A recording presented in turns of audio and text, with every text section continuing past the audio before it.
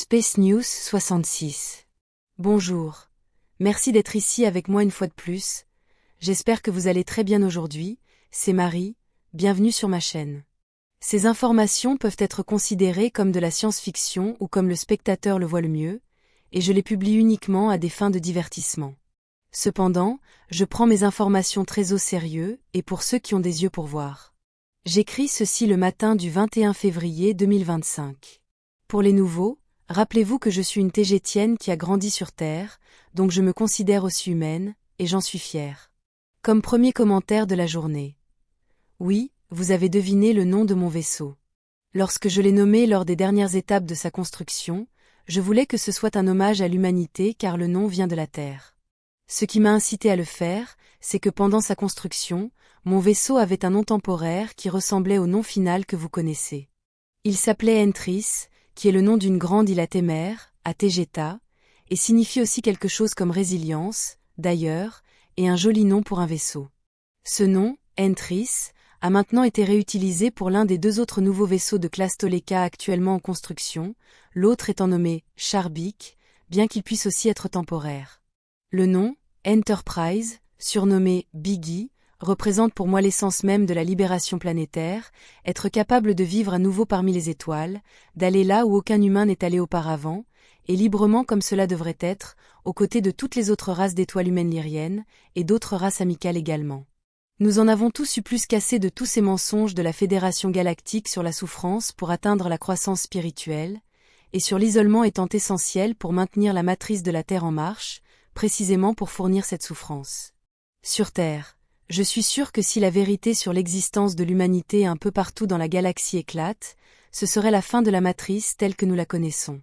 Pourtant, une telle joie serait probablement de courte durée, car s'échapper de la matrice sur Terre signifie également rejoindre la plus grande matrice à l'extérieur, dont l'une est le miroir de l'autre. Tout comme un oiseau qui s'échappe de sa cage pour découvrir qu'il est assis à l'intérieur d'une plus grande, c'est pourtant une étape absolument nécessaire à franchir pour l'humanité. Et c'est exactement pourquoi je ne peux et ne suis pas autorisée à donner plus de preuves directes de ce que je dis, car tout ce qui va plus loin de ce que je fais en ce moment, ébranlerait sérieusement la matrice. Ce qui me rend triste, c'est que je suis seule maintenant, en tant que seule à donner des messages directs, des nouvelles et des informations de l'extérieur de la Terre. La nouvelle suivante. Il y a quelques jours, difficile d'être précise en utilisant les dates terrestres, un grand vaisseau de transport stellaire Centauri Alphratan, avec exactement 700 personnes à bord, a disparu. Il était en route d'Alphrata à Alpha Centauri, vers Témer à Tegeta, et avait un grand nombre de citoyens tégétiens à bord, rentrant chez eux, peut-être en raison des tensions croissantes entre les deux nations stellaires.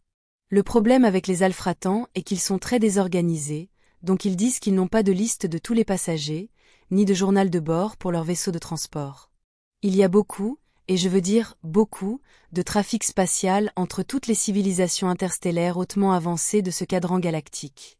Chaque jour, des centaines de milliers de vaisseaux spatiaux se déplacent parmi les constellations et les étoiles, tout comme on le voit sur Terre avec tous les avions commerciaux, entre autres comme les engins militaires et privés. Il y a beaucoup d'activités dans l'espace, contrairement à ce qui est représenté sur Terre dans les films de science-fiction, où l'on peut voir un petit vaisseau spatial héroïque se déplaçant lentement dans l'espace, voyageant d'une étoile à une autre, et mettant plusieurs dizaines, voire des centaines d'années pour passer de l'une à l'autre. Ils n'ont évidemment pas encore inventé les voyages en hyperespace, car un grand vaisseau spatial, comme une classe Toleka, met en moyenne 7 heures pour voyager de la Terre à Tegeta, temps d'assises. Le grand vaisseau centaurien qui s'est perdu, mettait 12 heures, temps d'assises, pour voyager d'Alpha Centauri à Tegeta, ce qui est considéré comme lent, car une classe Toleka parcourait également cette distance en environ 7 heures, à titre de référence. Le temps moyen qu'un grand vaisseau spatial met de la Terre à Alpha Centauri est de 5 minutes, temps d'assises.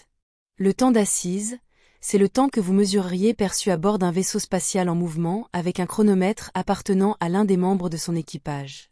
En ce moment, les forces militaires tégétiennes travaillent en étroite coordination avec les autorités centauriennes Alphratan pour détecter et découvrir où se trouve le vaisseau disparu.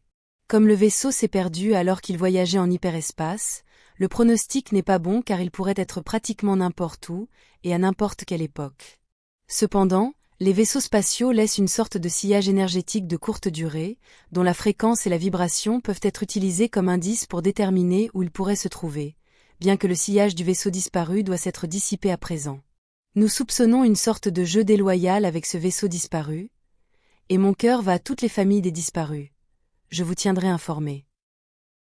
La nouvelle suivante concerne les 8 représentants de la Fédération galactique qui ont été arrêtés dans leurs quartiers généraux locaux, dans le vaisseau de la biosphère andromédienne Viera, et qui ont fourni des informations et des documents ayant conduit à l'arrestation de 14 membres du Conseil supérieur d'Alpha Centauri. Des membres du Sénat, impliqués dans la planification d'une invasion à grande échelle contre le Conseil d'Alcyone et toutes les races stellaires pléiadiennes qu'il représente, en commençant par Tegeta. À première vue, cela semble bon, car le nettoyage, l'élimination des ordures, s'est étendu jusqu'à Alpha Centauri Alphrata également. Cependant, les Shahurma ont dit que ce qu'ils perçoivent de l'astral est que tout cela, allant contre les dirigeants du Conseil supérieur centaurien, n'est rien d'autre qu'une couverture, pour protéger ceux qui sont derrière la planification et le contrôle de tous les événements, où ils sont tous utilisés comme boucs émissaires. Après que les Shahurma aient dit cela, il m'est venu à l'esprit d'exiger que ces personnes arrêtées nous soient remises, à notre groupe, pour interrogatoire et traitement, à la manière Urma. Cela inclut les 8 membres initialement arrêtés de la Fédération galactique, dont 6 sont Alphratans et 2 sont Télosiens, qui est une autre race humaine lyrienne. Mais la Fédération galactique locale et le commandement supérieur Alpha Centaurien ont rejeté notre demande, ce qui renforce davantage nos soupçons selon lesquels ces 22 personnes arrêtées ne sont utilisées que pour couvrir les vrais responsables du complot récemment découvert contre Tegeta et l'ensemble du M45 des Pléiades. Une autre chose très suspecte est que le gouvernement télosien a pratiquement abandonné leurs 2 représentants, les traitant comme des criminels pleinement coupables, sans possibilité d'un procès équitable. Pourtant, ils ont également refusé notre demande de nous les transférer pour interrogatoire et traitement. Je ne peux pas dire d'où exactement viennent les Télosiens dans cette vidéo, car je dois d'abord traduire les cartes de fréquence du cadran stellaire de la Fédération galactique et Tegeta, en constellations humaines, codes et noms d'étoiles, ce qui n'est parfois pas facile, mais je le ferai dans ma prochaine vidéo sur les Télosiens. Nous recherchons activement le vaisseau disparu, mais il n'y a pas de données supplémentaires au moment où j'écris ces mots. En ce qui concerne les Antariens, leur représentant local et ambassadeur Nydia m'a informé qu'ils ont découvert que la moitié de leur Sénat du Haut Conseil avait été infiltrée par des agents de la cabale terrestre, qui ont été arrêtés et remplacés par de nouveaux fidèles à Antaria. Contrairement aux Alpha Centauriens, les Télosiens et à la Fédération galactique locale, les Antariens ont accepté de transférer leurs membres arrêtés, aux Urma pour interrogatoire, et le mouvement est en cours en ce moment, et sous les protocoles de sécurité les plus stricts, donc de nouveaux indices arriveront bientôt. Toutes ces arrestations de haut niveau finissent par affecter la Terre et ses habitants, car cela s'intensifie assez rapidement.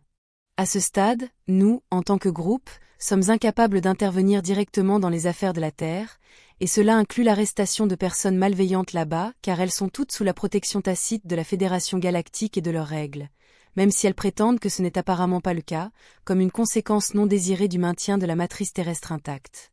Cependant, nous agissons de l'extérieur, ce qui finira inévitablement par affecter ce qui se passe sur Terre, et comment la Fédération galactique le gérera. Cette ouverture à l'action est issue des attaques contre Tegeta et expose lentement les entités, les personnes et les organisations qui maintiennent la matrice de la Terre telle qu'elle a toujours été. Passons à un autre sujet. Il y a eu beaucoup de discussions sur un astéroïde qui pourrait frapper la Terre en 2032. Cependant, ce n'est pas le seul astéroïde que la NASA présente comme dangereux pour l'humanité. Ils ont progressivement augmenté la possibilité d'impact, comme pour alarmer la population, même si les dernières informations à ma disposition indiquent que les probabilités sont passées de 3,1% à 1,5%, comme annoncé mercredi dernier. Ce que je dois dire, c'est que je vois cela uniquement comme une manipulation de la peur, et encore une autre distraction par rapport à d'autres choses beaucoup plus importantes. Rappelez-vous que les pouvoirs en place sur Terre ont besoin de maintenir la population dans la peur, non seulement pour les rendre plus faciles à manipuler et contrôler, mais aussi parce que beaucoup des entités astrales inférieures qu'ils vénèrent ont besoin de la peur et de la souffrance pour exister. Ce sont des égrégores de l'humanité, et ils ne peuvent exister que lorsque le collectif les manifeste, donc ils se nourrissent de l'attention que les gens leur accordent, et la peur est un grand concentré d'énergie de manifestation. Je dois vous informer qu'il y a toujours des centaines, voire des milliers de roches spatiales et d'astéroïdes très proches de la planète Terre et qu'ils sont tous assez grands pour causer des problèmes. Ce que la NASA et toute autre autorité de la matrice terrestre ne peuvent pas vous dire, c'est qu'aucune de ces roches spatiales ne peut jamais atteindre la Terre. simplement parce qu'elle représente également une menace pour les centaines de vaisseaux spatiaux qui sont toujours stationnés autour de la Terre et sur son orbite. La Fédération galactique aime son terrain de jeu de la matrice terrestre pour les âmes, et elle ne permettrait jamais à un gros objet d'y tomber, peut-être seulement de petits objets qui pourraient être utilisés pour ajouter du piquant et de la peur. D'ici, et avec la technologie moderne des vaisseaux spatiaux, il est assez facile de déplacer n'importe quelle grosse roche, loin de n'importe quelle planète, principalement en utilisant un rayon tracteur, et ceux-ci sont partout, et tout le monde ici en a un. La peur des astéroïdes frappant la Terre est programmée pour l'humanité, car elle a même sa propre carte dans les tristement célèbres cartes de la Kabbale. Comme l'a expliqué Wernher von Braun lui-même, la peur des astéroïdes sera l'agenda contre l'humanité qui précède immédiatement la fausse invasion extraterrestre, qui sera la dernière carte et permettra l'arrivée au pouvoir du nouvel ordre mondial. Je dois insister sur le fait que tout cela n'est qu'un jeu malsain, une pantomime pour les gens, car cet ordre est déjà en place, mais cela ressemble beaucoup plus à une réinitialisation sociale, ce qui pourrait être assez mauvais. En ce qui concerne la fausse invasion extraterrestre, nos groupes de réflexion ici ont découvert une menace potentielle, sous forme de théorie plausible, selon laquelle la Kabbale sur Terre et la Fédération galactique d'ailleurs, pourraient attendre un groupe de races stellaires positives pour attaquer la Terre, ou eux, en tant que force de libération, dans laquelle mon groupe du Conseil d'Alcyone et du Conseil d'Avian Urma pourrait être inclus. Par conséquent, en utilisant les races stellaires positives comme moyen de matérialiser, de générer la fausse invasion extraterrestre, qui serait réelle dans ce cas, en nous utilisant tous comme des idiots utiles. Il existe d'autres moyens de libérer une planète qui n'incluent pas une opération militaire, et les races stellaires positives le savent bien. Bien qu'il puisse y avoir quelques points en faveur d'une intervention militaire, cela serait de peu ou pas d'utilité si la masse de la population de la Terre considère les extraterrestres positifs comme négatifs et envahissants, ce qu'ils seraient. Et même si la Terre et sa matrice étaient libérées de cette manière, ce sont les gens, la population humaine, qui la manifestent vraiment, donc la mentalité des gens devrait changer d'abord, car les gens sont la matrice, et ils vivent ce qu'ils créent, qu'ils le veuillent ou non. Et en tant que note pour toutes les graines d'étoiles positives et travailleurs de lumière qui m'écoutent, cela s'applique également à vous, bien que votre conscience beaucoup plus élevée fasse le gros du travail là-bas, transformant la masse de la population humaine dans la bonne et positive direction qui nous bénéficiera tous, y compris nous ici. C'est un travail difficile, mais ça en vaut la peine. Vous n'êtes pas seul, nous sommes là-haut en tant que votre soutien aérien faisant tout ce que nous pouvons. Je vous envoie un gros câlin et un bisou. En ce qui concerne l'astéroïde et d'autres similaires, ne vous inquiétez pas, c'est juste de la peur, cela n'arrivera pas. Nous examinons également les raisons pour lesquelles il y a eu tant de crashs d'avions en si peu de temps, c'est certainement plus difficile à expliquer car ils ont apparemment tous des causes différentes, mais nous y travaillons, y compris du côté astral, comme nos amis Urma me l'ont informé. Comme toujours, je tiens à remercier les sponsors de ma chaîne, sans vous je ne pourrais pas faire ces vidéos, et donc je ne pourrais pas communiquer avec vous tous. Vous gardez littéralement cette chaîne en vie, merci beaucoup. Ce sera tout pour aujourd'hui. Comme toujours merci d'avoir regardé ma vidéo, d'avoir liké, partagé, et de vous être abonné pour davantage. Cela aide beaucoup cette chaîne à grandir. Et j'espère vous voir ici la prochaine fois. Avec beaucoup d'amour et de reconnaissance, votre amie, Marie.